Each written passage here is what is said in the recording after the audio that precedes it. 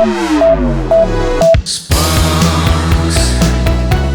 I don't remember. Hold and let it shine. Fixing stars to fade away. Fixing stars to fade away. Fixing stars to fade away.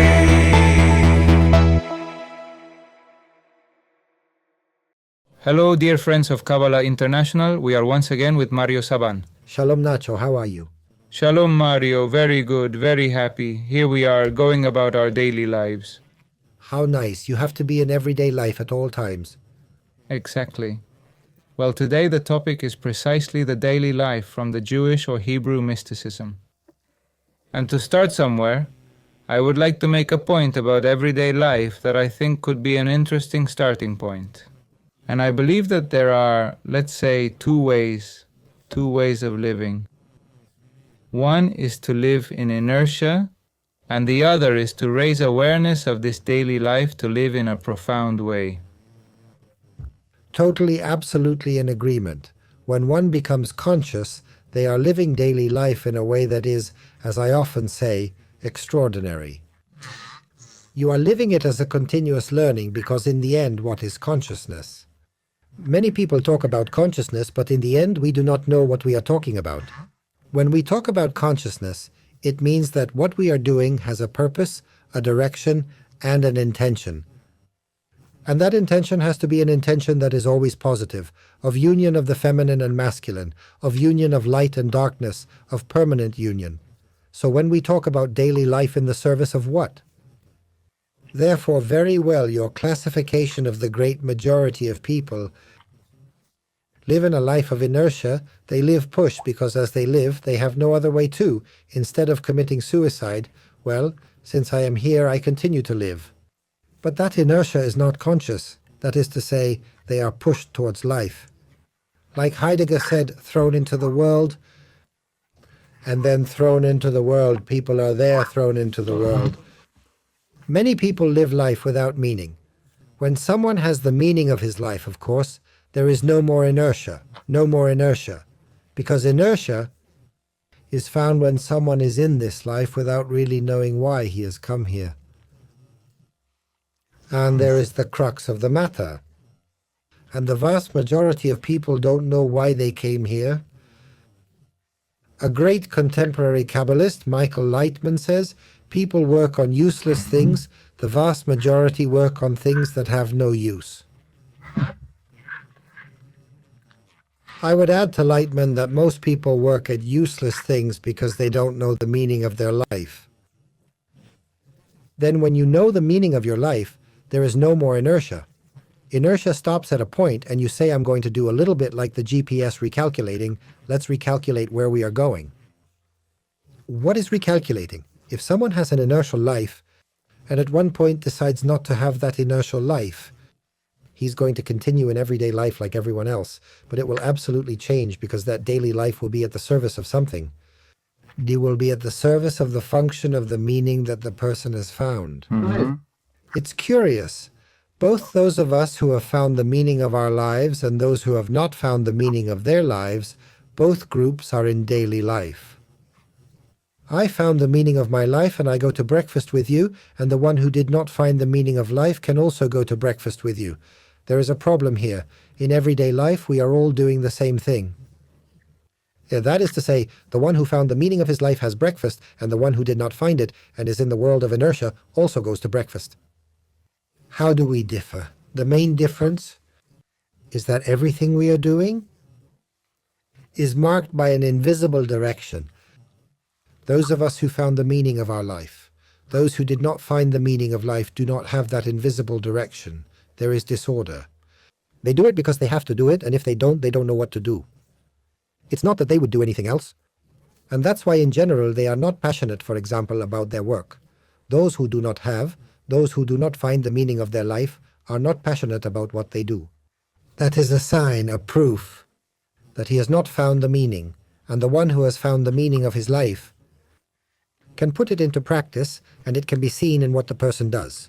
So, the mission of the soul, for which the soul came into this world, can be clearly reflected in a work, in the activity that the soul deploys. Though, when we see a lot of people working in inertial mode, it is because they say, well, I have to support my family, so I have to work at this, but it is not what I would like the most. And therefore, I understand that millions of people in the world may be working because of an economic issue, because of an economic obligation. There are many people who call me right inside the school and ask, well, but I work in something that I know is inertial. I take conscience. I can't quit my job, but how I support my family. So I often propose what I call a transition system, in the sense that, of course, you continue to support your family because that's what you work for, but to reserve time for what one is passionate about, for that for which his soul came into this world. This cannot be repressed because it is very dangerous. Those people who only work for an economic issue are forced to be frustrated inside. A frustrated soul is the worst thing that can happen, because it is a soul that is putting double energy. They put their energy into something they do not like. They have to put twice as much energy into it. They have to demand much more from themselves. Therefore, from the Kabbalah point of view, what do we have to do? We need to give pleasure to the soul so that it feels at some point during the day that it is fulfilling the purpose of its life. If a person works 8 hours at something they do not enjoy, they must reserve 2 or 3 hours, or even just an hour or half an hour after work for the service of personal development. What his soul came to this world to do. There will come a time, and it usually happens where you are working less of the inertial force and working more on what your soul finds the sense.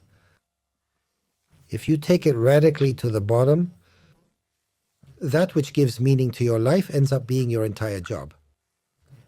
Of course, there are transition levels in the middle you can't pass. The first important point to pass from one state to the other, it's about understanding that you are in the grip of inertia. However, it's possible that you are not in that inertial force. Perhaps from the beginning the person is already fulfilling the meaning of their life. There are souls who are very privileged, finding the purpose of their life as early as 15, 16 or 17 years old. They study something related to the meaning of their life, and they can find the meaning of their life almost from an early age. There are souls who do not have that privilege, who are dragged by the inertial force, and then wake up, and they find that they have to carry out the meaning of their life. And so there are two phases here. Awakening, and to act accordingly to what I have awakened. Because also in the spiritual world, unfortunately, there is another problem, which is for me a big trap. A lot of people who say, I'm going to help you wake up. Okay, I woke up, now what do I do? Now that I woke up, what do? I woke up and I want to go back to sleep because I don't like what I see. So there is a kind of slogan in the spiritual world where it says, I accompany you to wake up. No, there's no need to accompany me to wake up. After waking up, it's important to convey that the meaning of life must be sought. Imagine an awakened person who doesn't know the meaning of life. Then there are several phases. I wake up. After waking up, I start working to find the meaning of my life. I do not stay only in the awakening. It's like in the morning, isn't it? I woke up, oh good, and now what do I do all day? I don't know, I just woke up. For me, we have to put an end to the slogan in the spiritual world, we are going to help to wake up, without giving the person the tools to know what is going to become of his life after he has woken up. I really like everything you say, and your words have awakened a reflection in me. It is a very elementary reflection, very basic, which is that life is what we do. Isn't it true? What happens is that life is what we do, not only from a work perspective, but what we do ourselves. For example, today we went to breakfast. If I go in and I ask the person who is serving me for coffee, and I ask for it in a bad way and I mistreat him, that is also what we do. Of course that's the way it is. That also marks a sense. It marks a conscience regarding how one lives, how one does what one does. Then, many times we focus on the meaning of life in the strictly work environment. And we forget that this day-to-day life goes beyond the workplace, but is a permanent part of everyday life. Of course, and not only that. Look, I had an anecdote with a person. many years ago, and I was very surprised. Well, we could say in quotation marks, great mystic, we could say, with whom I had met. And I remember we went to lunch together and he didn't attend the waitress very well. I said, what do you mean by great mystic? A person who intellectually can write books, but he is attending or relating badly to the waitress. That's when you realize that there can't be an air-floating kind of spirituality or a theoretical convincing kind of spirituality. But there has to be an honesty with practice. And I'm not saying that there is an intentionality. Sometimes mistakes are made because the two are disconnected.